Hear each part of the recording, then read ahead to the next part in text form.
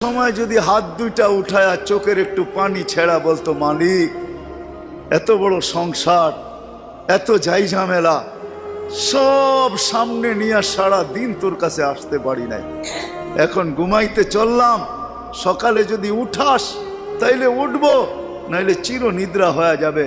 কেননা ঘুম তো মৃত্যুই, ঘুম তো মারা যাওয়াই, নাইলে ঘুমের থেকে ওঠার দোয়া এটা কেন হবে? আলহামদুলিল্লাহিল্লাযী আহইয়ানা বাদা মা আমাতানা ওয়া ইলাইহিন নুশুর। ঘুম যদি মৃত্যু মরা না হইতো, মৃত্যু বরণ করা না হইতো, তাহলে এই দোয়া ঘুমের থেকে উঠার হতো তো হইতো কেন?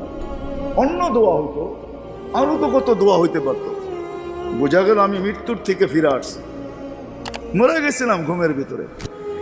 আমার জাতি যদি শোয়ার আগে হাত দুইটা উঠায় তওবা করে শুইতো, নারী পুরুষ নির্বিশেষে।